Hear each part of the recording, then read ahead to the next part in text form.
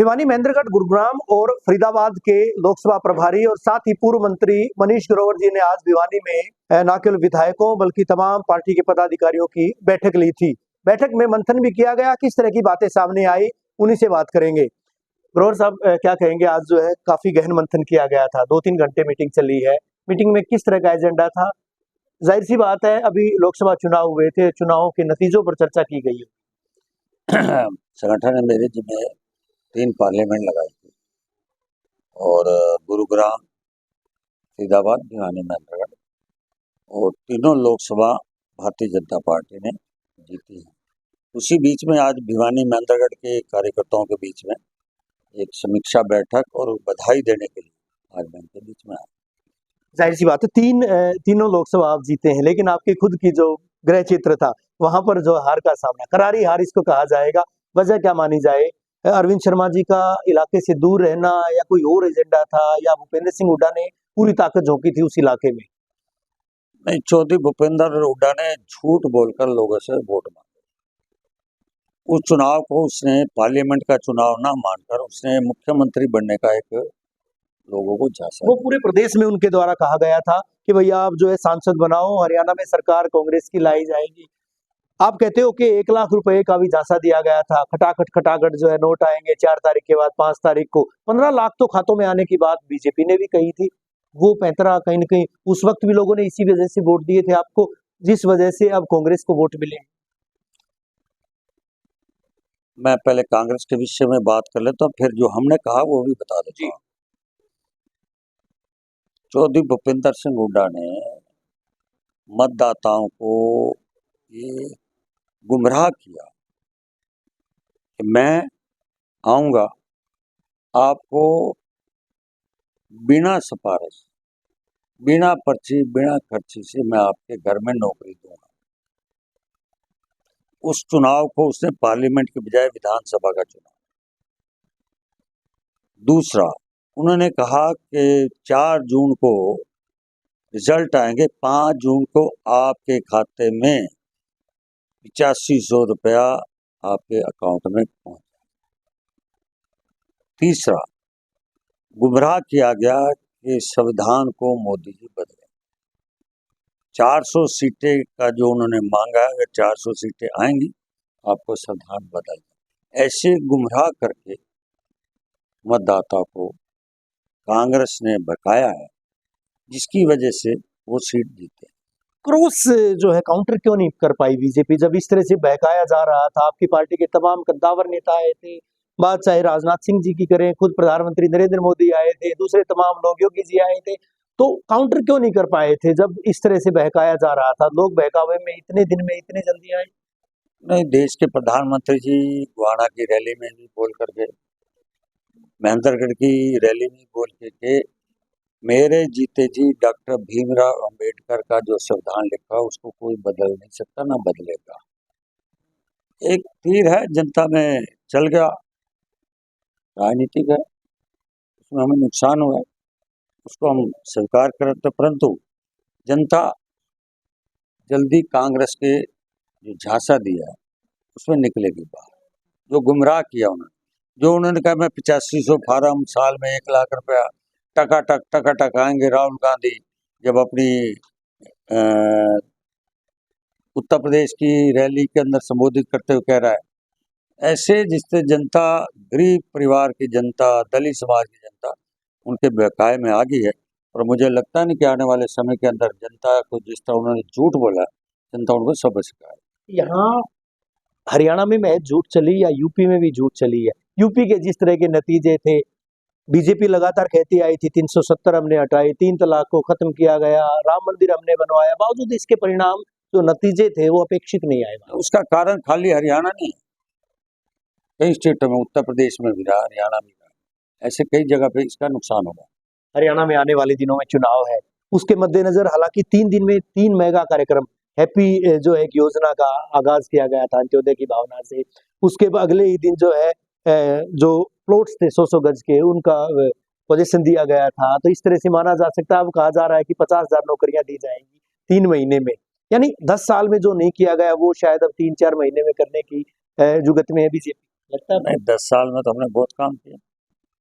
10 साल में काम इतने किए हैं, शायद 70 साल में कांग्रेस में मिला। बावजूद इसके मुख्यमंत्री जी का विरोध हुआ, पूर्व मुख्यमंत्री जी का विरोध हुआ, उनको जो है कहीं न कहीं जिस तरह से वो साध नहीं पाए थे, जो पानीपत की बात करें, करनाल की बात करें, आपको लगता नहीं जिस तरह से वो जनता के बीच जाते थे, साध नहीं पाए थे, इस वजह से वोट माँगने पड़े थे, अन्यथा शायद वोट नहीं माँगने पड़ते, 9.5 साल शासन करें। लोकतंत्र के अंदर कितना ही बड़ा आदमी जब मतदाता के बीच में जाना ही, नहीं तो मतदाता के घमंडी हो गया, अहंकारी हो गया। आप मतदाताओं के बीच में तो कितना ही बड़ा आदमी मोदी जी भी मतदाता में रहे हैं, वहाँ रुके हैं, रात को रुके भी हैं, वोटों से अपील भी की है। इसलिए चुनाव लोकतंत्र में अंदर मतदाता भगवान है। मतदाता के बीच में जाना, उनसे अपने मुद्दे बताना, उसी बीच में आदरणीय मनोहर लाल जी 2-2.5 लाख वोटों से जीते हैं। इसलिए मतदाता अपने पक्ष में था। कोई 3 सीटें हम जरूर हारी हैं, वो 3 सीटें जो हारी हैं उसकी भी हम समीक्षा करेंगे।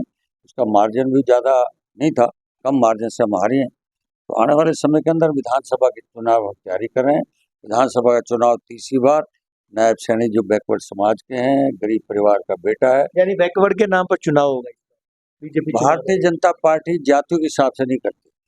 भारतीय जनता पार्टी अपने देश और प्रदेश के जो काम है वो जनता के बीच में लेके। अच्छा, एक बड़े रोचक आंकड़े ग्रोवर साहब सामने आए हैं। तीनों लोकसभा क्षेत्रों के जिनके आप प्रभारी थे, पहले भिवानी महेंद्रगढ़ की बात करूंगा, कांग्रेस का जो वोट प्रतिशत है वो 21% बढ़ा है, बीजेपी का 13.8% घटा था। यही हाल फरीदाबाद का, यही हाल गुरुग्राम का, और कमोबेश यही स्थिति जो है प्रदेश के दूसरे लोकसभा क्षेत्रों की थी। तो ऐसे में माना जा सकता है कि अब और मशक्कत किए जाने की जरूरत है आपको विधानसभा क्षेत्र विधान चुनाव के परिप्रेक्ष्य में बात करें। कुल मिलाकर हरियाणा के अंदर हमारे को 42% वोट मिला है, कांग्रेस को 38% वोट मिला है, कहीं कम ज्यादा हो सकता है। लेकिन सीटों की बात करें कहीं न कहीं विधानसभा वाइज, तो वो सीट शायद आपकी कम आए। 44 सीट आई, अब 40 थी, 44 आई हैं। उनके गठबंधन में थे, उनको भी हमारे बराबर है, कांग्रेस को भी। मैंने कहा कि वर्तमान में जो कांग्रेस ने जो मुद्दे उठाए, वो मुद्दे में जनता कहीं बह गई। उस मुद्दे जनता 15-20 महीने में जब उनके खाते में 1 लाख रुपए नहीं आएगा, जो संविधान वाला वो जनता समझ जाएगी, तो लोग भारतीय जनता पार्टी पे विश्वास करें। आपको लगता नहीं कि ओपीएस की मांग को लेकर कर्मचारी नाराज थे, पंच सरपंच नाराज थे, कहीं न कहीं ग्रांट्स की बात को लेकर के, जाट बिरादरी नाराज थी, यानी किसान लोग जो है नाराज थे इस मुद्दे को लेकर, तो उनको साधा जाएगा इस चुनाव में कहीं न कहीं। ये मुद्दे तो आप मानते हैं कि कहीं न कहीं इनकी नाराजगी की वजह से सीटें कम आई आपकी, अन्यथा 10 से एकदम एकाएक आधी सीटें होना। मैंने कहा कि जो आप नाराजगी कोई नहीं होता, एक मतदाता को समझाना। कई बार विपक्ष का तीर ज्यादा चल जाता है, सरकार का कम चलता है। मैंने कहा आने वाले समय के अंदर अब वो सरकार की बातों को जनता ज्यादा स्वीकार करे, उसका मैं बता दूंगा। हमारे ब्रह्मास्त्र तैयार है? ब्रह्मास्त्र नहीं, हमारे काम तैयार है। जी। हमारे माननीय ओम प्रकाश जी बैठे हैं, पूर्व मंत्री। अभी चर्चा कर रहा था कि चौधरी भूपेंद्र हुड्डा कहता है मैं पोर्टल बंद कर। पोर्टल की सरकार नाम दिया गया था आपकी सरकार। मैंने बताता हूँ, अब जनता के भी ये चुनाव देश का था, अब प्रदेश का चुनाव आएगा। 1987 में ताऊ देवीलाल ने 100 रुपया पेंशन लागू की थी, और 2014 तक चौधरी भूपेंद्र हुड्डा मुख्यमंत्री रहे।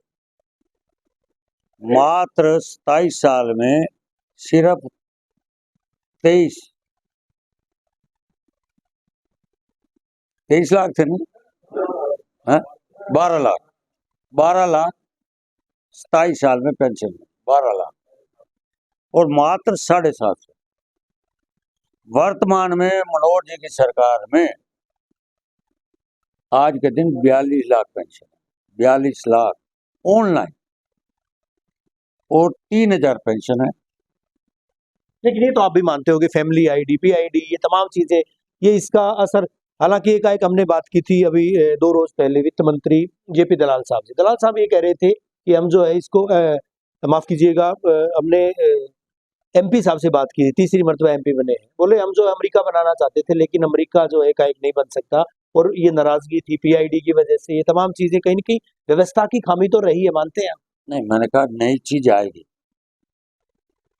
अब एक नागरिक चुने प्रतिनिधि के पास भी जाएगा, पंच सरपंच के पास भी जाएगा, पार्षद के पास जाएगा, क्लर्क के पास भी जाएगा, इंस्पेक्टर पे जाएगा, जो फार्म से फार्म भरता रहेगा, उसका महीने बाद, 2 महीने बाद, 6 महीने बाद काम होगा। वर्तमान में जो उसकी 60 साल की उम्र, ऑटोमेटिक घर बैठे पेंशन बनेगी, घर बैठे उसको कहीं धूप आंधी तूफान में नहीं जाना पड़ेगा। अब 9.5 साल का डाटा हम दे रहे हैं और उनके 27 साल का डाटा ऑफलाइन। अब जनता ये स्वीकार करेगी या वो स्वीकार? नया क्या करेंगे अभी 3 महीने में? और क्या 50,000 नौकरियों की तो बात कह दी, व्यवस्थाएं जो डैमेज कंट्रोल है उसको तो किया जाएगा। नया क्या करेंगे अभी जो है, जिससे जो है वोटर्स वो दिग्भ्रमित ना हो, वो कांग्रेस के बहकावे में ना आए, ऐसा क्या किया जाए? कांग्रेस के बहकावे नहीं आते। तो 10 साल में चौधरी भूपेंद्र हुड्डा का जो रहा है क्षेत्रवाद का, सबका विकास ना करना, अपने इलाके तक सीमित रहना, उसमें भी 2014 में रोहतक तो उसमें शीशा दिखा दिया था, जज्जर की जिनल से। वर्तमान में माननीय मुख्यमंत्री जिससे 90 के 90 विधानसभा काम करें, जनता आप पे वही विश्वास करे। और जो नायब सैनी जी वर्तमान में जो काम आचार संहिता से वजह से रुके हुए थे, वो काम अब स्पीड से पकड़े जाए। अच्छा, एक बड़ा सवाल है, 3 जो है मंत्री बनाए गए हैं हरियाणा के, कहीं न कहीं जातिगत समीकरण भी साधे गए हैं। पूर्व मुख्यमंत्री मनोहर लाल जी पंजाबी बिरादरी को डोमिनेट करते हैं, तो उनकी नुमाइंदगी करते हैं, अच्छे खासी तादाद में वोटर्स हैं यहाँ पर। राव इंद्रजीत जी, उस अहिरवाल क्षेत्र की बात करें, वहीं दूसरी तरफ कृष्णपाल जी की बात करें, तो तीनों ऐसे देख करके इस तरह से साधा गया, निश्चित तो कोई फायदा होगा हरियाणा चुनाव में, विधानसभा चुनाव में, अगर काम के लिहाज से दीगर बात करें। मीडिया का एंगल अपना सोचना। भारतीय जनता पार्टी जाति पाति की राजनीति नहीं करती। भारतीय जनता पार्टी तो देश के 140 करोड़, हरियाणा के 2 करोड़ 70 लाखों की बात करती है जनता। उसमें हर जाति है। कि परमात्मा कोई मानस किसके घर पैदा हुआ, इंसान उसे सुख सुविधा देश को मिलनी चाहिए। मनोहर लाल जी को ऊर्जा मंत्रालय दिया गया है, शहरी विकास मंत्रालय दिया गया है। मनोहर लाल जी इस बात की ताकीद करते थे, ये इलाका जो है भिवानी महेंद्रगढ़ का, ये एनसीआर क्षेत्र में आया था, एनसीआर से फायदा कोई नहीं हुआ। 10 साल की गाड़ियों को बाहर करने की बात आई, एनजीटी की गाइडलाइंस आई, उनको फॉलो करने की बात आई, फैक्ट्रियां बंद करने की बात आई थी। उन्होंने खुद जो है प्रपोजल भेजा था, फाइल भेजी थी कि भाई इसको जो एनसीआर से बाहर निकाला जाए। तो क्या उसकी पैरवी भी करवाएंगे अभी, क्योंकि खुद उनके पास वो मंत्रालय है? हमारे 3-4 सम्मानित विधायक भी बैठे हैं, एमपी बैठे हैं, मंत्री भी हैं। तो जहाँ इस इलाके को लगता है कि केंद्र से जो जो समस्या अभी तक हल हुई, और भी जो समस्या आने वाले समय के अंदर ये उठाएंगे, इसमें इलाके की जनता की जो आवाज़ है, तो हमारे जागरूक विधायक हैं, भारतीय जनता पार्टी का एक एक कार्यकर्ता जागरूक है। इस इलाके की जो जो समस्या है, वो माननीय मनोहर जी, राव, हमारे इंद्रजीत जी, हमारे कृष्णपाल गुर्जर जी, ये बात वहाँ तक जाएगी, जो भी समस्या होगी उसका हल भी होगा। हरियाणा में पानी का संकट है, इस क्षेत्र में भी संकट था। दिल्ली सरकार जो है, आतिशी की तो लगातार बयानबाजी आती है, हरियाणा की तरफ से कोई नहीं बोल रहा है। दिल्ली सरकार में मंत्री आतिशी जी, वो लगातार बयानबाजी करते हैं, हर दिन जो है 3-4 उनके बयान आते हैं कि पानी रोका गया है हरियाणा के द्वारा। क्या लगता है, कहीं राजनीति हो रही है? सुप्रीम कोर्ट में हरियाणा सरकार में अपना हमारे जो एसीएस है उसने पूरी रिपोर्ट दी। हरियाणा ने जो दिल्ली का पानी जितना मिलता था उतना एक बूंद भी कम नहीं किया। वो सिर्फ राजनीति कर रहा है, केजरीवाल झूठ की राजनीति। हरियाणा के साथ जो उसमें एग्रीमेंट है, उस एग्रीमेंट में एक बूंद भी हमने कम नहीं। अच्छा, अधिकारियों को जिम्मेदार ठहराना कितना वाजिब है चुनाव में बीजेपी? नहीं, हम इसकी अभी स्टडी कर रहे हैं। स्टडी करने के बाद अगर कहीं दिक्कत आएगी कि अधिकारियों ने कोई रोल उनका नेगेटिव है, तो माननीय मुख्यमंत्री के हाथ में है, वो देखेंगे बात को। अभी साथ ही जिस तरह से समाधान की बात कही कि समस्याओं के 9 से 11 तक का, वो पहले जो है शुरुआत नहीं की गई, अभी एकाएक शुरुआत करनी पड़ी। नहीं, माननीय मनोहर लाल जी शुरू में थी, अब वो नायब सैनी बने तो चुनाव आ गए। चुनाव आते ही फिर उस बात को जनता के बीच में अधिकारी को आदेश दिया माननीय मुख्यमंत्री।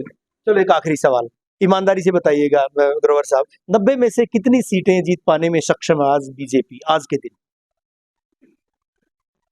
वो 400 पार की बजाय, 75 पार की बजाय, ईमानदारी से बताइएगा, आपको क्या लगता है? आपने आकलन भी किया है, समीक्षा भी की गई है, आज के दिन अगर चुनाव होते हैं तो कहाँ खड़ी है बीजेपी? भारतीय जनता पार्टी तीसरी बार नायब सैनी के नेतृत्व में फिर सरकार बनाएगी, 100% बनाएगी।